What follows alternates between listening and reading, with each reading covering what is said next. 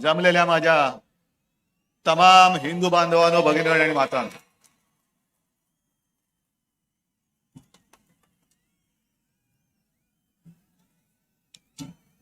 आज जवळपास माझी शस्त्रक्रिया झाल्यानंतर 6 महिन्यानंतर मुंबईच्या बाहेर पाऊल टाकलेलं आहे. आणि पहिलं पाऊल टाकलं ते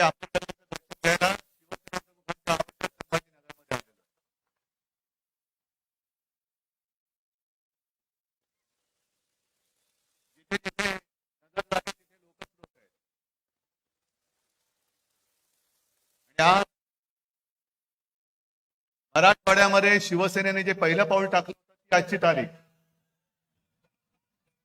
मला आठवत नाही आता ती केव्हाची सभा होती. कदाचित जी संभाजीनगरची पहिली महापालिका आपण जिंकलो होतो 87-88 याच मैदानात सभा झाली होती. मी व्यासपीठावर तर सोडून द्या, पण बाजूच्या कुठल्या तरी एका इमारतीच्या गच्चीतून सभा पाहत होतो आणि माझा विश्वास बसत नाही. एवढी वर्ष झाली, एवढा काळ उलटला, पण आज सुद्धा मैदानाचा कोपरा आणि कोपरा गच्च भरलेला आहे. तोच उत्साह, तोच जल्लोष, तोच भगवा. कुठे काहीही कमी नाही, उलट वाढतंय. अजून मी येताना रस्त्यावरनं शिवसैनिकांच्या झुंडीच्या झुंडी इकडे येतात. आता बसणार कुठे? जागा नाही, नसतेच आपल्याकडे. आता मैदानच पुरत नाही, अशी आपली ताकद वाढत चाललेली आहे. पण मी मनापासून बोलतोय की मी आज आपल्या रूपामध्ये तुळजाभवानीचं दर्शन घेतोय. त्याच आई जगदंबेनी ताकद दिलेली आहे, शक्ती दिलेली आहे, विचार दिलेला आहेत आणि माझे मर्द साथी, सोबती, सवंगडी हे दिलेले आहेत. मी येताना एक काही काळ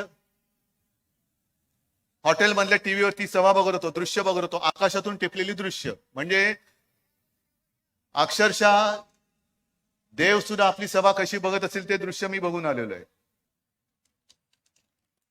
असं हे दृश्य आहे. आणि मग खाली बातम्या चालल्या होत्या की थोड्याच वेळात मुख्यमंत्री सभास्थानी पोहोचणार, मुख्यमंत्र्यांची तोफ धडाडणार, मुख्यमंत्री कोणावर निशाणा साधणार. आता मला प्रश्न असा पडलाय की नेहमी शिवसेना प्रमुख सांगायचे की ढेकणे चिरण्याला तोफेची गरज नसते.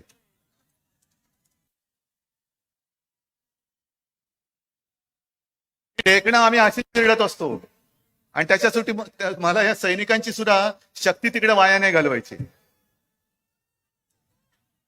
हे जे काय आपल्या समोर आता थोडं संजय राऊतनी सांगितलं, माझ्या आधी बरेच वक्ते बोललेत आणि मला प्रश्न पडले की जे काय मी बोलणार आहे, तुम्ही बोलणार आहे, तुम्ही काय सांगता? तुमच्या आधीच्या वक्त्याने आम्हाला सांगून टाकलेलं आहे. काय भाषण, काय मुद्दे शिल्लक ठेवलेत की नाही मला कल्पना नाहीये.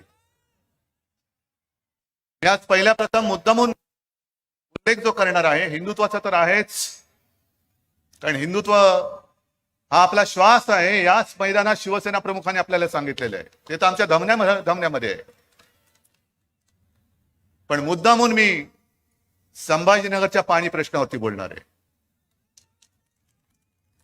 बरोबर ना? कारण बाकीचे सगळे विषय मोठे आहेत. पण मीच एकटा कदाचित एक मूर्ख राजकारणी असा असेल की जिकडे पाणी प्रश्न असताना सुद्धा तिकडे पाठ फिरवण्याच्या ऐवजी मी जनतेला सामोरं जातोय. याचं कारण एक प्रामाणिकपणा आहे, कुठेही फसवेगिरी नाही. मला कल्पना आहे की गेल्या काही दिवसांपूर्वी हा प्रश्न अधिक बिकट होता.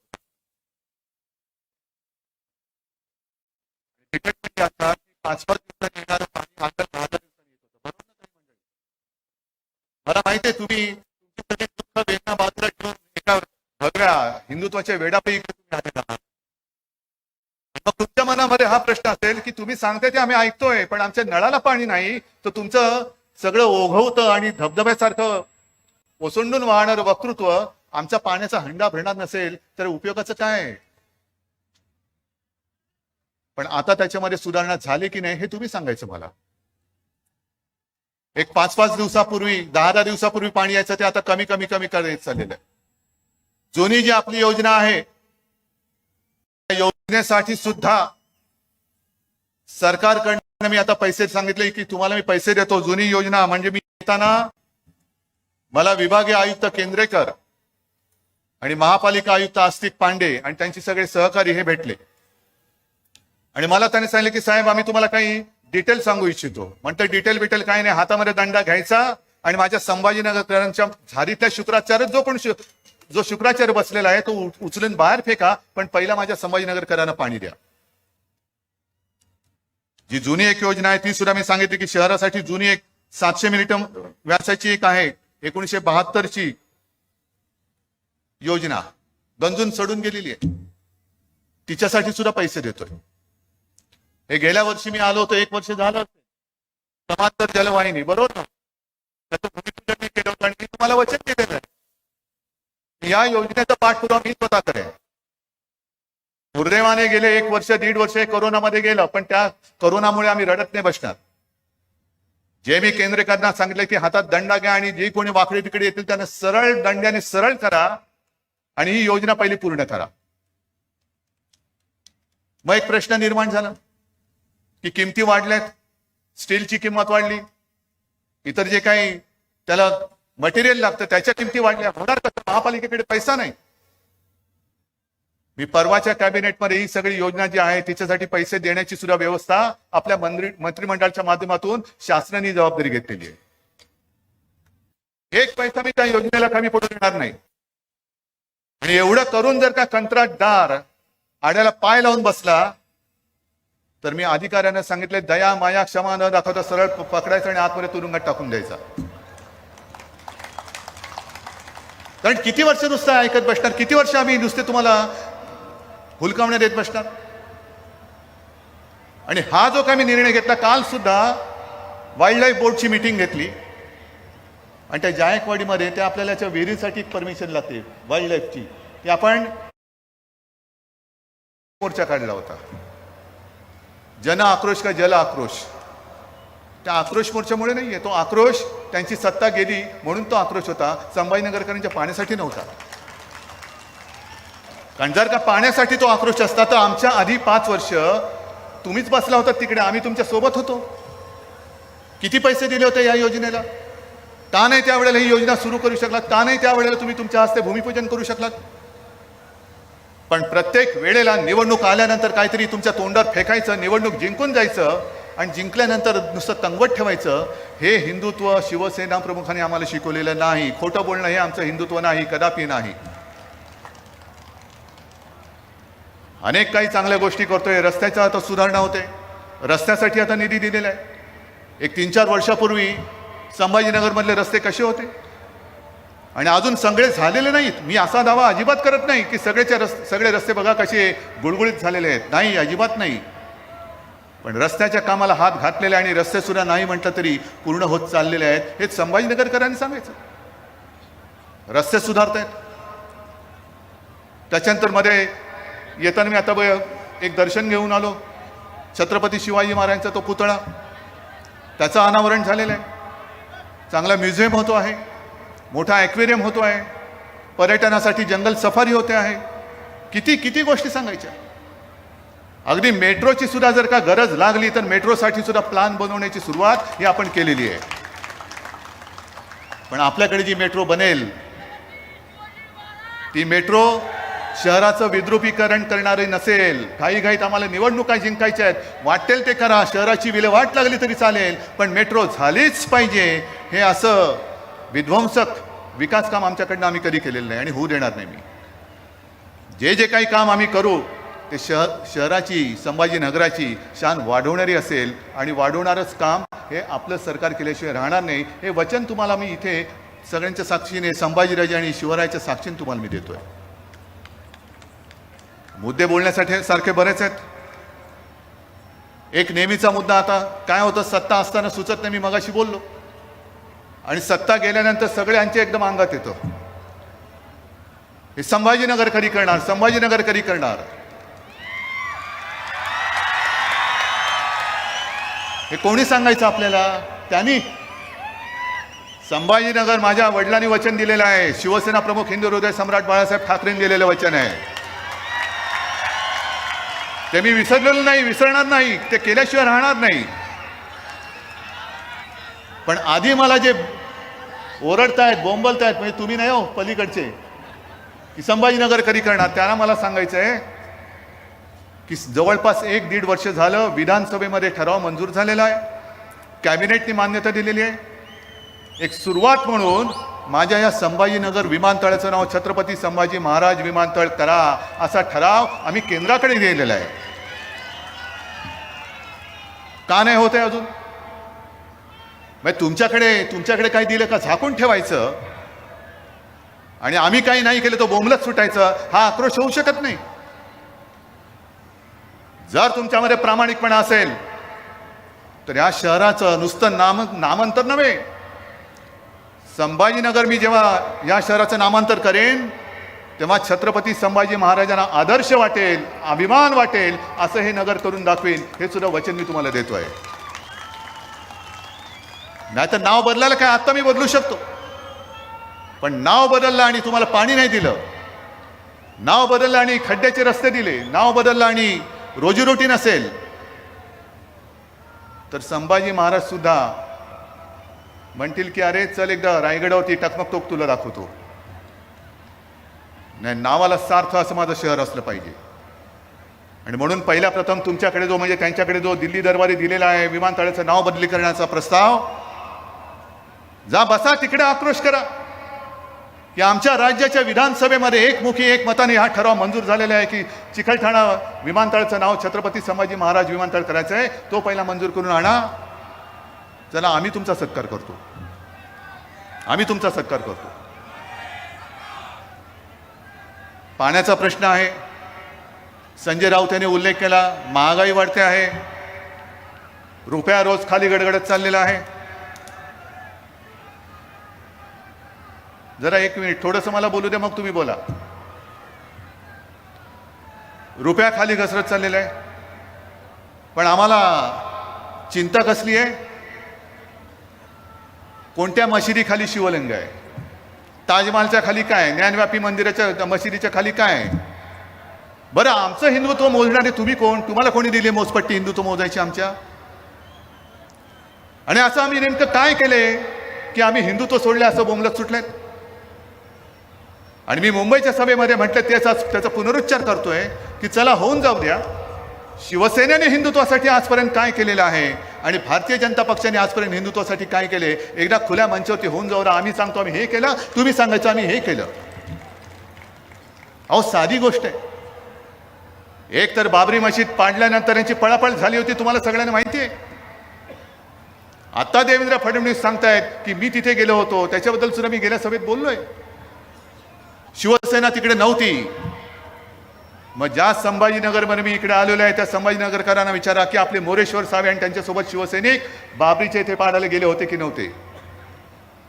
मोरेश्वर सावे आपले महापौर होते, खासदार होते, बाकीचे सगळे तमाम शिवसैनिक तिकडे गेले होते. आणि फडणवीसजी सावे गेले नसतील तिकडे तर तुमच्याकडे आलेले त्यांचे चिरंजीव जे आमदार झालेत त्यांनी सांगावं माझे बाबा गेले नव्हते.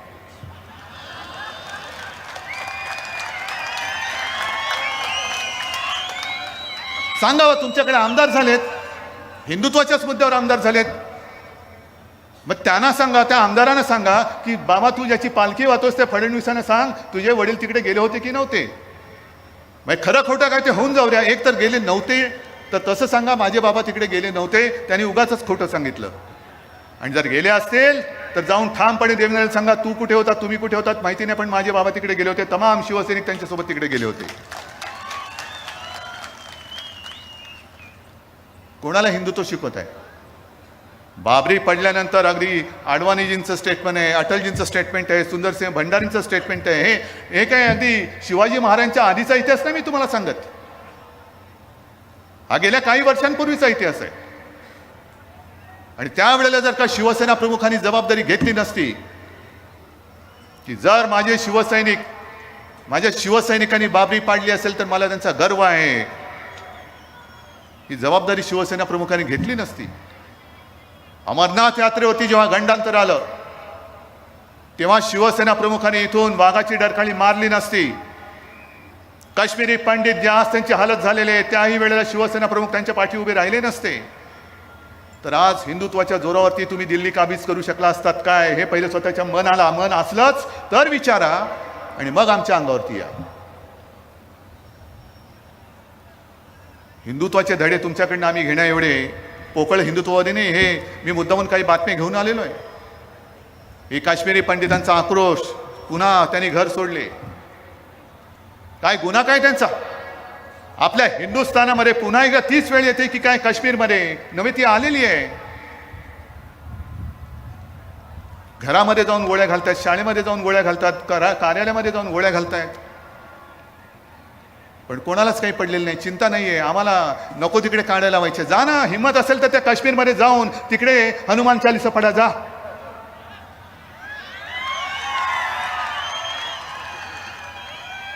जा, उगाच कुठेतरी जाऊन ते दुधाचा अभिषेक काय करताय. हनुमान चालीसा नाही पडलं तर हिंदुत्व नाही. अरे हे नामर्दाचं हिंदुत्व आमच्याकडे नाहीये. मर्द असाल तर काश्मीरी पंडितांची पहिली रक्षा करा. जा तिकडे, हिंमत असेल तर तिकडे जा. आणि मी वारंवार सांगितलेले, ही शिवसेना म्हणे शिवसेना प्रमुखांची नाहीये, मग कोणाची? मी उद्धव ठाकरे म्हणून शून्य आहे, माझे बाळासाहेब हे नाव आहे म्हणून मी तुमच्या समोर आहे. उद्धव बाळासाहेब ठाकरे म्हणून तुम्ही माझ्यावरती प्रेम करता, म्हणून तुम्ही एवढे सगळे जण आज ही सभा माझे विचार ऐकायला तुम्ही आलात. उद्धव ठाकरे हा शूद्र आहे, पण त्या बाळासाहेबांनी जे आम्हाला हिंदुत्व शिकवलेलं आहे ते बरोबर आहे. त्याच्यावरनं आंदोलन सुरू झालं. आता काय सांगितलं बाळासाहेबांनी? मला देवळात घंटा बडवणारा हिंदू नकोय, मला अतिरेक्यांना बडवणारा हिंदू पाहिजे. मग आज जे काय तुम्ही बसलेत, मला आठवते बाबरी मशिदीचं जेव्हा संपूर्ण ते आंदोलन चाललं होतं त्यावेळेला घोषणा काय होत्या? जो हिंदू हित की बात करेगा वही देश पर राज करेगा. करताय ना तुम्ही, तुमच्या मते हिंदू हिताची बात करताय ना, राज तर करताय, हिंदू हिताची बात कुठे? काय हिंदूंचं हित तुम्ही साधताय? बाबरी तुम्ही नाही पाडलीत, की कोणी पाडली माहिती नाही. बाबरी बांधण्याचा निर्णय हा शिवसेना ओरडून सांगत होती की विशेष कायदा करा आणि तिकडे राम मंदिर बांधा. नाही धाडस केलं तुम्ही, कोर्टातनं तो आदेश आला म्हणून ते राम मंदिर उभं राहतंय. आणि मग जनतेकडे झोळ्या पसरून पसरून पसरून पैसे मागून ते राम मंदिर उभं राहतंय. मग तुमचा हिंदुत्वासाठी नेमकी तुमची भूमिका तरी काय, कर्तृत्व तरी काय? मधल्या त्या सभेमध्ये मी जे बोललो, हो बोललोच मी. याचं कारण हिंदुत्व. आज सुद्धा मी येताना होर्डिंग्स बघितली, हिंदुत्वाचा हुंकार ऐकायला या. काय हिंदुत्वाचा हुंकार म्हणजे काय नेमकं आहे? हिंदुत्व म्हणजे नेमकं काय? आमचं हिंदुत्व हे राष्ट्रीयत्व आहे, हे राष्ट्रीयत्व आहे. आणि आज जे काय घडतंय, आज जे काय झालेलं आहे, भारतीय जनता पक्षाने पहिले त्यांचे जे बेलगाम सुटलेले प्रवक्ते आहेत त्यांच्या डोक्यात जर का मेंदू असेल, त्या मेंदूमध्ये काहीतरी अक्कल घातली पाहिजे पहिली. काय वाटेल ते बोलतायत, विरोधी पक्षाच्या नेत्यावरती बोलतायत. अजूनही माझा एक सुद्धा प्रवक्ता त्या भाषेमध्ये बोललेला नाही, पण बोलणारच नाही अशी आशा करू नका. जर तुम्ही आमच्यावरती वेळी वाकडी टीका केली तर कदाचित उद्या आमचा संयम तुटला तर तुमच्याच भाषेत, तुमच्याच शब्दात तुमच्या नेत्यांवरती सुद्धा आमचे प्रवक्ते टीका केल्याशिवाय राहणार नाही, नव्हे प्रत्येक शिवसैनिक केल्याशिवाय राहणार नाही. पण आपण असं मानतो नव्हे ते आहेच की महाराष्ट्र ही साधू संतांची भूमिका आहे. काहीतरी संस्कार, हा जो भगवा आहे तो नुसता काहीतरी फडकायला बरं म्हणून घेतलेला नाही, तो म्हणून शिवरायांनी आणि शिवसेना प्रमुखांनी आमच्या हातात नाही दिला.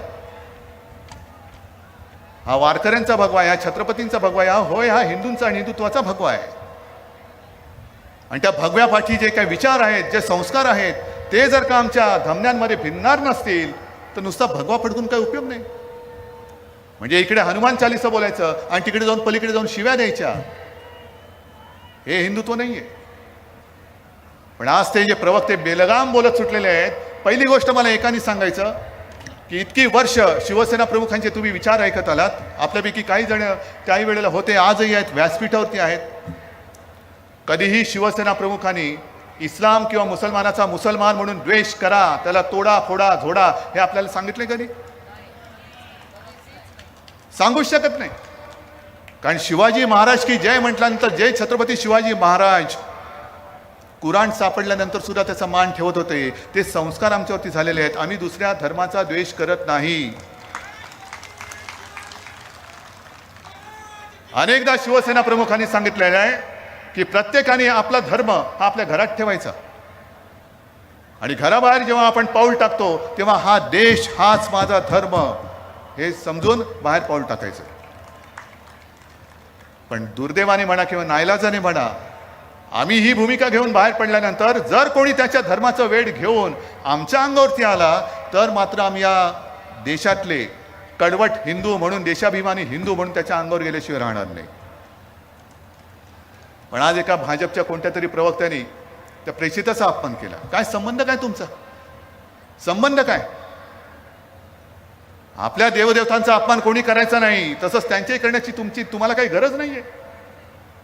पण तो अपमान केल्यानंतर सगळे मिडल ईस्ट, अरब देश एकत्र झाले आणि त्यांनी आपल्या देशाला गुडघ्यावरती आणलं, माफी मागायला लावली. पंतप्रधान होय, राजकारणात वेगळं, राजकीय मतभेद असतील, मतभिन्नता असतील, नव्हे ते आहे, पण शेवटी माझ्या देशाचे पंतप्रधान आहेत, आपल्या देशाचे पंतप्रधान आहेत, त्यांचा फोटो कचरा कुंडीवरती लावला जातो आणि हे आम्ही नुसतं बघत बसायचं. कोणामुळे ही परिस्थिती आली? भारताने माफी मागायची, आपल्या हिंदुस्थानने माफी मागायची. काय देशाने काय केले? गुन्हा केलाय तो भाजपाने केलेला आहे, गुन्हा केलाय तो भाजपाच्या तीनपाट प्रवक्त्यांनी केलेला आहे. भाजपचा प्रवक्ता म्हणजे देशाचा प्रवक्ता होऊ शकत नाही, भाजपची भूमिका ही देशाची भूमिका होऊ शकत नाही. तुम्ही तुमच्या भूमिकेने जा पुढे.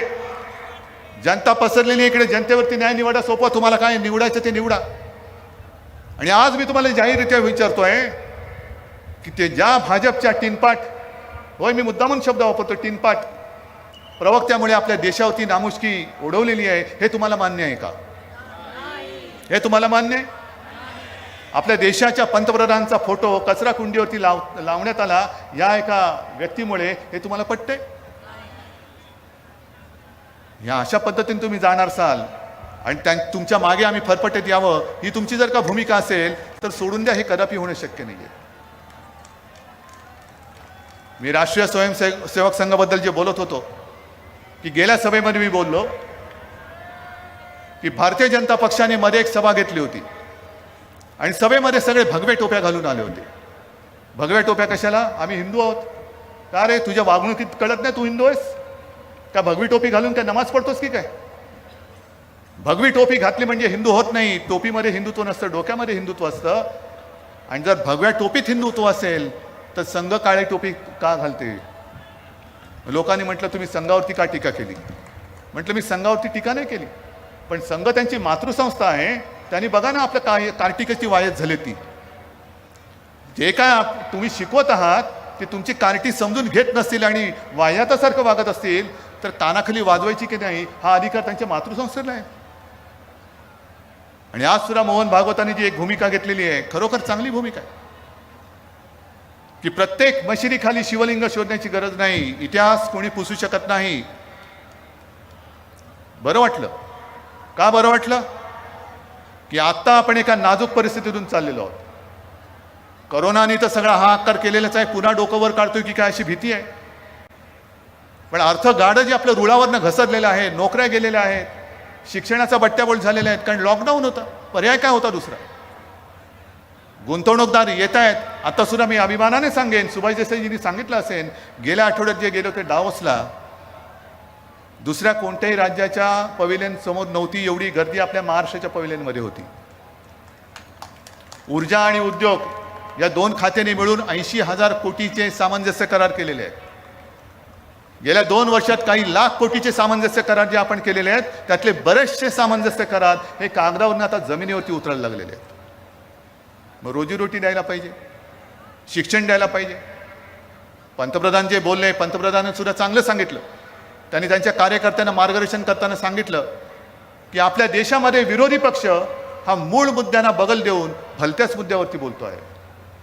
म्हटलं बरोबर आहे, पण माननीय पंतप्रधानांना करायची जाणीव नसेल की महाराष्ट्रामध्ये विरोधी पक्ष हा भारतीय जनता पक्ष आहे. आणि भारतीय जनता पक्ष हे सगळं काही नीट चाललं असताना कुठेतरी कोणाला तरी सुपारी देते, मग कोणाचा तरी भोंगामध्ये वाजतो, कोणाला तरी हनुमान चालिसामध्ये सुटतं, कोणतरी कुठे थडग्यावरती जाऊन डोकं टेकतं. म्हणजे सगळं व्यवस्थित चाललेलं आहे. इकडे सुद्धा काही मुसलमान शिवसैनिक आले असतील ना, आले असतील. आहात ना रे इकडे? का तुम्ही शिवसेनेत? का तुम्हाला माहित नाही हिंदुत्ववादी शिवसेना आहे? पण त्यांना कळलेलं आहे की हिंदुत्व शिवसेनेचं कसं आहे. जो एक उल्लेख मी 2-3 वर्षापूर्वीच्या दसरा मेळाव्यात केला होता ते मुद्दामून सांगतो. हिंदुत्व शिवसेनेचं कसं आहे हे पुन्हा एकदा सांगतो. जास्त पाठी जाण्याची गरज नाही. आज जे काश्मीरमध्ये चाललेलं आहे, प्रत्येक काश्मीरी पंडिताची टिपून टिपून हत्या होते आहे. असाच एक सैनिक होता.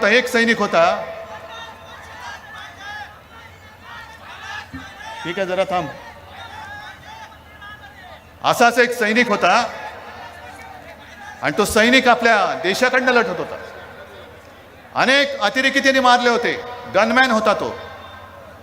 सुट्टीवरती म्हणून निघाला, घरी जायला निघाला, त्याचं मधल्यामध्ये अपहरण केलं गेलं. अपहरण केल्यानंतर शोधाशोध सुरू झाली आणि मग एके दिवशी छिन्न विछिन्न झालेला, हाल करून मारलेला त्याचा मृतदेह हा लष्कराला सापडला. कोण होता तो सैनिक? नाव माहिती आहे त्याचं नाव होतं औरंगजेब, जो आपल्या देशासाठी शहीद झाला.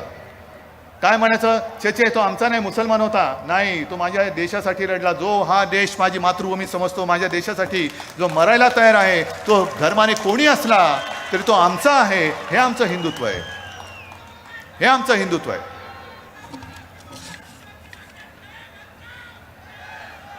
आणि हे असं हिंदुत्व आम्ही घेऊन पुढे जात असताना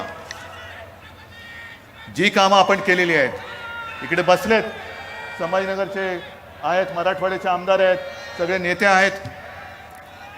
जी विकास कामं आपण करतो आहोत, मुंबई ते नागपूर हिंदू हृदय सम्राट शिवसेना प्रमुख बाळासाहेब ठाकरे समृद्धी महामार्ग आहे, त्या काही दिवसात बराचसा या संभाजीनगरपर्यंत पूर्ण होईल. पण मुद्दामून तुम्हाला सांगतो की ह्या महामार्गाचा आणखीन एक वळसा आपण जालनापासून नांदेडपर्यंत नेतो आहोत. सगळे जोडतो, सगळे जवळ या. परभणी आणि धाराशिव किती वर्षापासून वैद्यकीय महाविद्यालयाची मागणी होती ओमराजे? 93 पासून तिला मान्यता दिलेली आहे. घृष्णेश्वर मंदिर आहे, त्याचा सभामंडप नवीन करतो आहे. एवढंच नाही तर हळूहळू जसं जमत जाईल तसं आपल्या राज्यातल्या प्रत्येक पुरातन मंदिराचं संवर्धन करण्याचं महाविकास आघाडीच्या सरकारने ठरवलेलं आहे. गडकिल्ल्यांचं जतन करतोय, त्यांचं संवर्धन करतोय. संभाजीनगरमध्ये आपण संत विद्यापीठ त्याची सुरुवात झालेली आहे, त्याचा अभ्यासक्रम ठरतोय. काय हे हिंदुत्व नाहीये? हे सगळे जे काय आम्ही करतोय, मंदिरांचं जतन करतोय, गडकिल्ल्यांचं जतन करतोय, संत विद्यापीठ, कधीतरी तुमच्या डोळक्यामध्ये असं विद्यापीठ स्थापन करण्याची कल्पना शिवली तरी होती? आज संत विद्यापीठ उभं राहत आहे, महाविद्यालय उभी राहत आहेत, नोकऱ्यांसाठी गुंतवणूकदार येत आहेत, महाराष्ट्र पुढे चाललेला आहे. पण हे बघवत नाहीये. कारण असंच जर का सुरू राहिलं तर 2.5 वर्ष तर अशीच झाली. तुमच्या सगळ्यांच्या आशीर्वादाने सरकारला 2.5 वर्ष झाली, विश्वास नाही बसत. रोज ज्यांच्या स्वप्नामध्ये उद्या सरकार पडणार, परवा सरकार पडणार आणि सरकार पडल्यानंतर मीच पुन्हा येणार, हे जे होतं त्यांना ते चिमटे काढून बघतायत की अरे 2.5 वर्ष झाली, ज्याला प्रशासनाचा काडीचा अनुभव नव्हता असा माणूस हा मुख्यमंत्री म्हणून बसलाय आणि बिनबोभाट नाही तर विकासाच्या दिशेने पुढे सरकवणारी, महाराष्ट्राला पुढे नेणारी ही 2.5 वर्ष झालेली आहे. पण मला तुम्हाला सगळ्यांना त्याच्यासाठी खास धन्यवाद द्यायचा आहे. कारण ही वाटचाल ही सोपी नव्हती आणि पुढची वाटचाल सुद्धा सोपी नाही आहे. पण केवळ आणि केवळ तुमचं प्रेम, तुमचा आशीर्वाद आणि त्याहीपेक्षा मोठा तुमचा विश्वास. नाहीतर महाराष्ट्राचं मुख्यमंत्रीपद सांभाळणं, तेही काँग्रेस आणि राष्ट्रवादी सोबत, म्हणजे इतके वर्ष ज्यांच्या बरोबर आपण लढत होतो. आणि हे मी मागे सांगितलेले 25-30 वर्ष ज्यांना मित्र म्हणून आपण मांडीवरती बसलो होतं, तो आपल्या उरावरती नाचायला बघायला लागला. आणि ज्यांच्याबरोबर भांडत होतो त्यांनी आपल्याला मान सन्मान देऊन सरकारमध्ये महाराष्ट्राचा विकास करून घेण्याची आणि देण्याची ही संधी आणि साथ दिलेली आहे. म्हणजे जो मित्र होता तो एवढा हाडवैरी झालेला आहे आणि जे वैरी होते ते मित्र झालेले आहेत. मला नेमकं हेच कळत नाही की भारतीय जनता पक्ष जेव्हा, म्हणजे हे तर आपल्याला सर्वांना कल्पना आहे की एक जमाना असा होता की देशाच्या संपूर्ण कानाकोपऱ्यामध्ये शिवसेना आणि भारतीय जनता पक्ष हे राजकारणामध्ये अस्पृश्य होते, अस्पृश्य. कोणी जवळ यायला तयार नव्हते. का? तुम्ही हिंदुत्ववादी आहात, तुम्ही हिंदुत्ववादी आहात. मुख्यमंत्रीपद, पंतप्रधानपद, साधं महापौरपद मिळालं तरी आपल्याला काय बाजी मारल्यासारखं वाटत होतं, कारण हिंदुत्वाच्या वरती आधारावरती जिंकलेली ती निवडणूक असायची. पण 25-30 वर्ष कठीण काळ होता, तेव्हा तुम्ही आमचा उपयोग करून घेतलात. आणि जेव्हा तुमच्या स्वतःचं सरकार आल्यानंतर हीच शिवसेना प्रमुखांची शिवसेना, ज्या शिवसेना प्रमुखांनी तुमच्या नेत्यांना सुद्धा संकटातून वाचवलेलं आहे, ती शिवसेना तुमच्या डोळ्यात खूपायला लागली. ही शिवसेना एकदम तुमची वैरी म्हणून दिसायला लागली. मग काढा ना, जेवढे जेवढे तुमचे सहकारी तुम्ही सरकार स्थापन केल्यानंतर आले. अटलजी होते तेव्हा तर 25-30 होते, आता सुद्धा 28-30 होते. राहिले किती बघा. नितीश कुमार असेल, रामविलास होते, चंद्रबाबू होते. यांच्यापैकी किती लोक हिंदुत्वाच्या विचारासाठी म्हणून तुमच्या सोबत आले होते आणि खुर्ची मिळवण्यासाठी म्हणून किती आले होते, हा तुम्ही आराखडा मांडा. मग आज जो काही तुम्ही प्रकार चालवले आहात, की इतकी वर्ष ज्यांनी तुम्हाला जपलं, जोपासलं, मोठं केलं. अगदी संभाजीनगरमध्ये सुद्धा मी दाखला देईन की एक दिवस मला आठवतंय, गोपीनाथ मुंडे घरी आले होते, शिवसेना प्रमुखांसोबत बोलत होते. आणि बोलता बोलता गोपीनाथजींनी सांगितले की बाळासाहेब, यावेळेला महापौरपद आम्हाला द्या.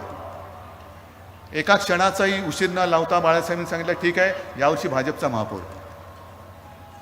बाळासाहेब तरी कागदावरती आकडेमोड करत नव्हते. नाही नाही नाही नाही, तुझे नगरसेवक किती, माझे नगरसेवक किती, ह्याचे नगरसेवक किती, मतदान करणार, अपक्ष काय करणार. शिवसेना प्रमुखाने एका क्षणात सांगितलं कोण महापौर झाले तेव्हा ते तुम्ही सांगाल.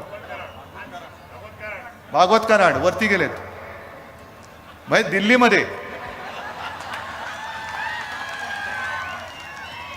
दिल्लीमध्ये गेलेत मंत्री म्हणून, गेलेत की नाही. हा, मग असं सांगा ना, लोकांचा गैरसमज नका करू. आता परवाच्या दिवशी म्हणजे गेल्या आठवड्यामध्ये एक माननीय पंतप्रधानांनी व्हिडिओ कॉन्फरन्स ठेवली होती.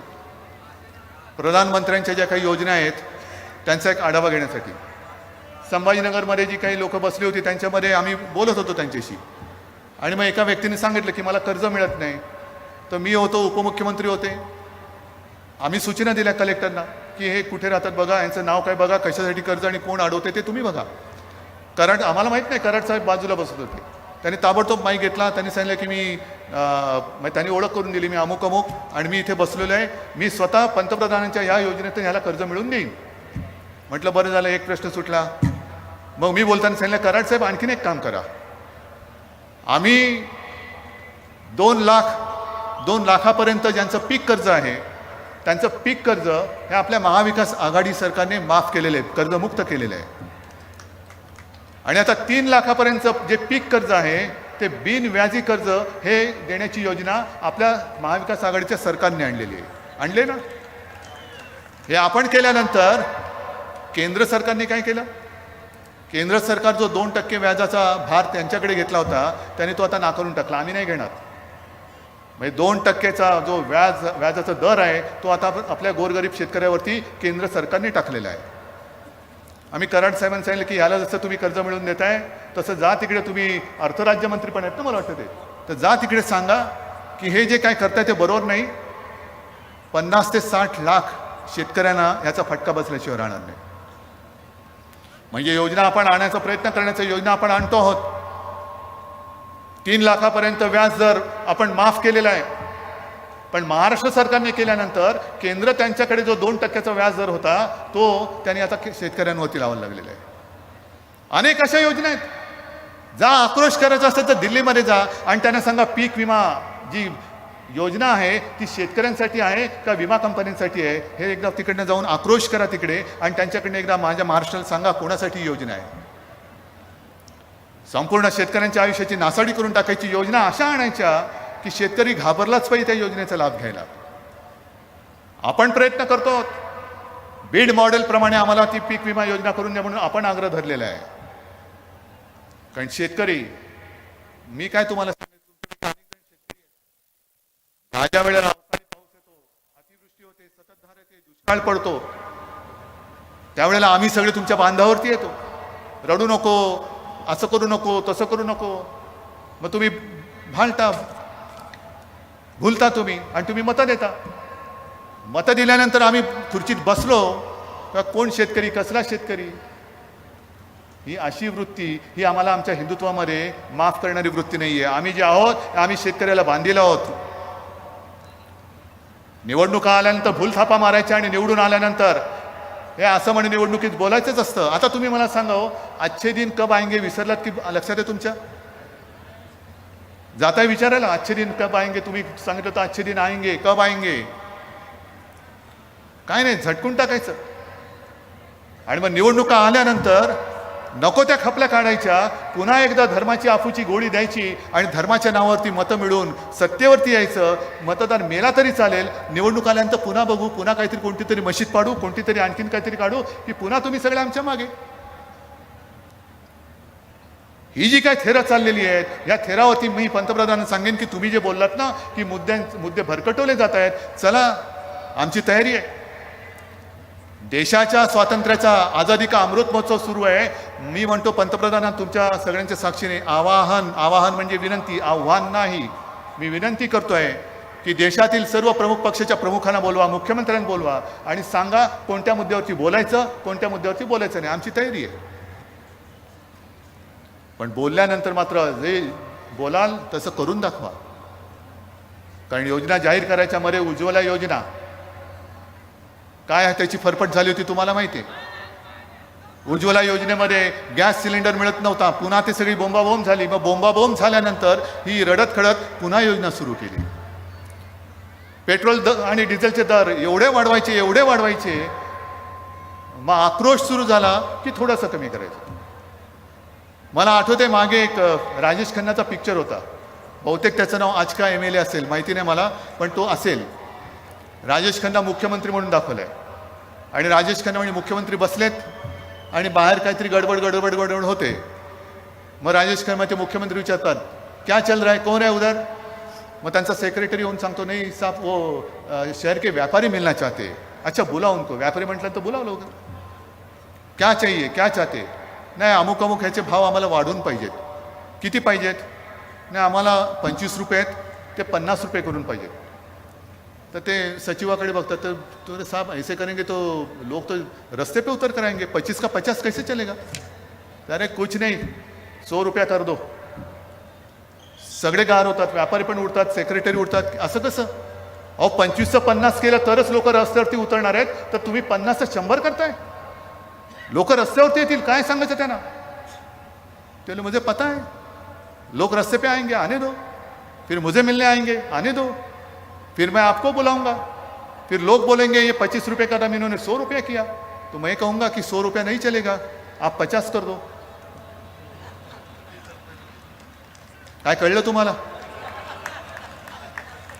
म्हणजे जेवढे तुम्हाला पाहिजे तेवढे मी देतो, पण त्याचे डबल करा. म्हणजे मग ते सगळे बोंबाबोंब झाली का मी अर्धे केल्यासारखं दाखवीन. म्हणजे मुख्यमंत्र्यांनी भाव अर्धे केले, म्हणजे तुम्ही खुश, व्यापारी खुश, आम्ही खुश. पण मी तसं करणार नाहीये. मी पेट्रोल डिझेलचे दर कमी करणार वगैरे ह्या सगळ्या गोष्टी आहेत त्या वेगळ्या आहेत. पण आपल्या सरकारने संभाजीनगरच्या पाणीपट्टीचे दर कमी केलेत, हे तुम्हाला माहिती आहे का. येत्या 15 दिवसात त्याची अंमलबजावणी सुरू होईल. झाले ना. तुमचा गुंठेवारीचा प्रश्न सुटला की नाही सुटला. कारण मीच इकडे येत होतो आणि प्रत्येक सभेत गल्लोगल्ली जाऊन सांगत होतो गुंठेवारीच्या त्या तिथल्या विभागामध्ये की आमच्या हातामध्ये सत्ता द्या, आम्ही गुंठेवारीचा कायदा रद्द करू. तुम्ही देत होतात सत्ता, महापालिका देत होतात, पण महापालिकेच्या आवाक्याच्या बाहेरचं होतं ते. मी मुख्यमंत्री झाल्यानंतर मी दिलेल्या वचनाला जागलेलो आहे. गुंठेवारीचा प्रश्न सोडवलेला आहे, पाणीपट्टीचा त्याचा दर कमी केलेला आहे, छत्रपतींचा पुतळा मोठा उभा झालेला आहे, ॲक्वेरियम तयार होतोय, पर्यटन जंगल सफारी सुरू होते, कितीतरी गोष्टी आपण करतोय. रस्ते तर तुम्ही येत्या काही वर्षात बघाल, 1-2 वर्षामध्ये बघाल की पूर्वीचे रस्ते असतील त्याचे फोटो मुद्दामून जतन करून ठेवा. पूर्वीचे रस्ते कसे होते आणि महाविकास आघाडीच्या सरकारने रस्ते आम्हाला कसे दिलेले आहेत. हे सगळं चहूबाजूने विकासाचं काम होतंय. मधल्या काळामध्ये देसाई साहेबांसोबत मी ऑरिक सिटीला गेलो होतो. 5 स्टार मी ऐकलं होतं, 5 स्टार MIDC, 5 स्टार MIDC आहे. हे सगळं करतोय कोणासाठी करतोय. तुमच्यासाठी करतोय. गुंतवणूकदारांबरोबर करार करतोय का, तर माझ्या महाराष्ट्रातल्या मुला मुलींना नोकरीसाठी घर सोडून इतर राज्यात वणवण फिरण्याची वेळ येऊ द्यायची नाही, हे ठरवून आम्ही काम करतो आहोत. हे ठरवून काम करतो आहोत. अनेक गुंतवणूकदार येत आहेत, पण ते येऊ नये म्हणून भारतीय जनता पक्षाचा जो आक्रोश चाललेला आहे, महाराष्ट्रामध्ये वाट लागलेली आहे, कायदा सुव्यवस्था मेलेली आहे, रोज काही ना काहीतरी होतं आहे. मध्ये त्यांनी काय काढलेलं की अफू गांजाचं पेव फुटलेलं आहे, आणि मग हे कमी पडते कारण सरकार पडत नाही. मग कोणाच्या मागे ईडी लाव, कोणाच्या मागे सीबीआय लावा, जरूर लावा. पण इकडे ईडी आणि सीबीआय लावण्यापेक्षा काश्मीरमध्ये जे पंडितांना गोळ्या घालतात त्यांच्या तिकडे त्या धाडी टाका ना, जरा ईडी आणि सीबीआयच्या धाडी तिकडे टाका. हिंमत असेल तर त्या अधिकाऱ्यांनी तिकडे जाऊन दाखवावं, जा तिकडे. पण संताप कुठे येतो, चीड कुठे येते की काश्मीरमध्ये जे पंडित भयभीत होऊन आता एकत्र होत आहेत आणि घर सोडतायत, कोणी एक मायेचा पूत त्यांच्या बाजूने बोलायला तयार नाही. सगळे प्रवक्ते तोंडात बोळे कोंबून हे गप्प बसलेले आहेत. एका तरी प्रवक्त्याने भाजपच्या या विषयावरती कधीतरी दातखिळी उचकटली त्याची. मग शिवसेना प्रमुखांचा पुत्र होय महाराष्ट्राचा मुख्यमंत्री म्हणून मी त्यांना सांगितलेलं आहे, तुम्हाला जे जे लागेल, जे जे आम्हाला करता येणे शक्य आहे ते आम्ही तुमच्यासाठी केल्याशिवाय राहणार नाही, हे माझं वचन आहे तुम्हाला. कोण आहेत ही लोक? काय पाकिस्तानातून येते? इथे येऊन बांगलादेशी राहू शकतात, तर माझ्याच देशातले काश्मीरी पंडित आणि काश्मीरचे नागरिक हे जर देशभर येणार असतील, पहिले येण्याची वेळ काय येते? कोणाचं ते अपयश आहे? हेच जर का केंद्रामध्ये दुसऱ्या कोणाचं सरकार असतं आणि भारतीय जनता पक्ष विरोधी पक्षात असता, तर भारतीय जनता पक्षाने काय केलं असतं? मला आठवत आहे ते दिवस, कुठेही अतिरेक्यांचा हल्ला झाल्यानंतर शिवसेना आणि भारतीय जनता पक्ष भारत बंद करत होती, महाराष्ट्र बंद करत होता. आपण तिरीमिरीने रस्त्यावरती उतरत होतो, काय कुठे काश्मीर कुठे काय, पण आपण बंद करत होतो. ती एकजूट होती, ती हिंदुत्वाची एकजूट होती. आणि त्या मुठीमध्येच जो भगवा आम्ही तेव्हा पकडलाय तो आज सुद्धा फडकतोय, पण आज बंद नाही, काही नाही. महागाई वाढते, वाढू द्या, त्याच्याबद्दल कोणी ब्र काढायला तयार नाही. आणखीन एक आठवण मुद्दा म्हणून सांगतो की असाच एकदा भारतीय जनता पक्षाने भारत बंदचा नारा दिला. भारत बंद, आपण साहजिकच आहे, शिवसेना सोबत होती आणि शिवसेनेशिवाय भाजपामध्ये काय ताकद नाही बंद बिंद करण्याची, अजिबात नाहीये. पण नेमकं त्यावेळेला जो दिवस त्यांनी निवडला होता तो गणपतीच्या आगमनाचा दिवस होता. 1.5 दिवसाचे गणपती असतात, 5 दिवसाचे, 7 दिवसाचे, 10 दिवसाचे वगैरे असतात. पण गणपतीचा पहिला दिवस करायचं काय? महागाई विरुद्ध आंदोलन तर करायचंय, बंद तर करायचंय, पण गणपती आहे. शिवसेना प्रमुखांना मी विचारलं, साहेबांनी सांगितलं अजिबात नाही करायचं. हिंदूंचा सण आणि हिंदूंच्या सणाच्या दिवशी मी बंद बिंद महाराष्ट्रामध्ये होऊ देणार नाही. मी सुषमा स्वराजना फोन केला, सुषमा जी थोड़ी सी मुश्किल है, गणेश जी का आगमन होने जा रहे हैं. अरे उद्धव भैया वो तो 10 दिन चलता है. म्हटलं नाही, 10 दिन नहीं, वो पहिले दिन से ही त्यांचं आगमन इथपासूनच आनंद होतो. तर माफ करा, या बंदमध्ये आम्ही सहभागी होऊ शकत नाही. पण त्यावेळेला तुम्ही ना हिंदूंचे सण बघत होतात ना त्यांचा आनंद बघत होतात. केवळ राजकारण करायचं म्हणून तुमच्या मनात येईल त्या दिवशी तुम्ही बंद करत होता. भारत बंद, गणपती आले काय गेले काय, हिंदूंचा सण आहे, काही का असेल आम्ही बंद करणार. मग त्यावेळीची ती जी भाजपा, जर ही बाळासाहेबांची शिवसेना नसेल तर तेव्हाची कोणाचा जो भाजपा होता, देव जाणे पहिला शोधा कोण होता तुमचा नेता, आणि त्याची तरी भाजपा आज राहिले का, एवढं तरी मला सांगा. गेल्या सभेत सुद्धा मी बोललोय की तेव्हा 7 पैशांनी पेट्रोल वाढल्यानंतर अटल बिहारी वाजपेयी हे बैलगाडीतून बसून लोकसभेमध्ये गेले होते. तो भाजपा आम्ही शोधतोय, कुठे गेला तो भाजपा. आणि आता हे सगळी जी काय त्यांची पिलावळ दिसते, कसले संस्कार तुम्ही करताय. म्हणून मला भागवत साहेबांना हात जोडून नम्र विनंती करायची की हीच जी काय आता परिस्थिती आली ही तुम्हाला अपेक्षित होती काय? भारतीय जनता पक्ष आजचा जो, त्याची जी आजची वागणूक आहे हीच तुम्हाला अपेक्षित होती काय? आणि आज जे तुमचे प्रवक्ते बोलतायत, अगदी आमच्यावरती खालच्या पातळीवरती जाऊन बोलतायत, कुटुंबियांवरती हल्ले चाललेत, शाब्दिक हल्ले चाललेत, खोटे नाटे आरोप चाललेत. प्रवक्त्यांच्या त्या वाचाळपणामुळे देशाची आबरू जाते, देशाची आबरू, भाजपाची आबरू नाही गेली जगामध्ये, माझ्या हिंदुस्थानची आबरू गेलेली आहे. कोण भरपाई करणार? आणि मग मागे जसं भारतीय जनता पक्षाने एक 84 कॅम्पेन केलं होतं की हे वाढलं ते वाढलं, अमुक चालले तमुक चालले, कुठे नेऊन ठेवलाय महाराष्ट्र माझा. मग मला आज भारतीय जनता पक्षाला विचारतोय की तुम्ही ज्या दिशेने चाललेला आहात, ज्या पद्धतीने तुम्ही वागत आहात, अरे कुठे नेऊन ठेवणार आहात हिंदुस्थान आणि महाराष्ट्र माझा, कुठे नेऊन ठेवणार आहात? विचारा, भारतीय जनता पक्षवाले आले का विचारा, कुठे नेऊन ठेवणार आहात महाराष्ट्र माझा, कुठे नेऊन ठेवणार आहात हिंदुस्थान माझा? आणि ज्या पद्धतीने तुम्ही हल्ले करता, तुम्ही हिंदुत्वाला बदनाम करताय, शिवसेना बदनाम होऊ शकत नाही. कारण प्रत्येक वेळेला आपत्ती असो किंवा काही असो, रक्तदान करायचं असेल तर शिवसैनिकाच्या रांगा लागतात, तुमच्या कार्यकर्त्यांचे रागू शकत नाही. ही शिवसेना आणि हा शिवसैनिक तळागाळामध्ये पोचलेला आहे. तळागाळामध्ये आपत्ती असो किंवा काही असो, पहिला धावून जातो तो शिवसैनिक. म्हणून तुम्ही किती जोर बैठका काढा, शिवसेना एवढी पाळमुळं खोलवर गेलेली आहे की ती उपटू म्हटला तरी तुमच्या पिढ्या उपटून बाजूला पडतील, पण शिवसेनेचे विचार उखडले जाणार नाही. आणि या पद्धतीने आपण जातो आहोत. म्हणून हिंदुत्व म्हणजे काय आहे. रामाची भक्ती तर आहेच, राम भक्त आम्ही आहोतच. तो एक बघितलं ना, कोण कुठला शिवसैनिक काय त्याला माझ्याबद्दल वाटलं, श्रीराम श्रीराम श्रीराम करत आला, आता सुद्धा तो माझ्या समोर आला नसता आला, तो लिहित बसला असता. पण हे सगळ्यांचे असे आशीर्वाद, अशी प्रेम, हे सगळं मिळतंय म्हणून मी तुमच्या समोर येऊ शकतो,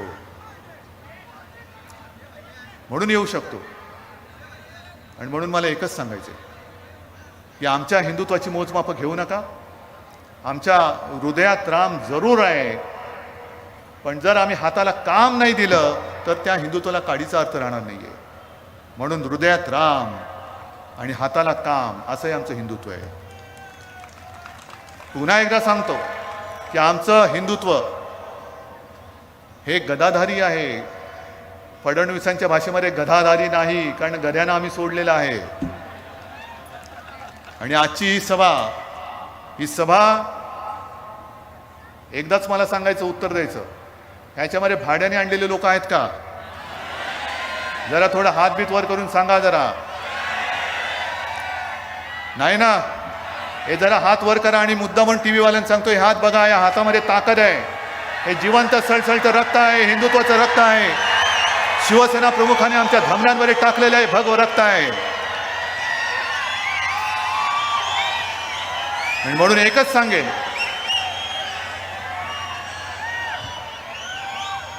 सांगेन की एक तर आमच्या अंगावर येण्याचा प्रयत्न करू नका, कारण आमचे हे सगळे जे हात आहेत हे ढेकणं चिरडण्यासाठी नाही आहेत, तर हिंदुत्वाचं रक्षण करणारे आमचे हात आहेत. जो या देशासाठी मरायला तयार आहे, जो या देशासाठीच जगायला तयार आहे, तो आमचा आहे, आणि त्यांचं रक्षण करणं हे आमचं काम आहे. आणि असं आमचं हिंदुत्व आहे. आपण सगळेजण इथे आलात, मी खरंच सांगतो की तुमच्या दर्शनाने माझ्यामध्ये 100 नव्हे तर लाख हत्तींचं बळ आलेलं आहे. आपले आशीर्वाद, आपलं प्रेम हे असंच कायम ठेवा, एवढीच एक नम्र विनंती करतो. जय हिंद, जय महाराष्ट्र. सगळ्यांनी उभं राहून राष्ट्रगीताने या सभेचा आपण समारोप करू. सामुदायिक राष्ट्रगीत होईल. राष्ट्रगीत आपण सगळे मिळून राष्ट्रगीत सुरू करू. राष्ट्रगीत सुरू करेंगे. शुरू कर.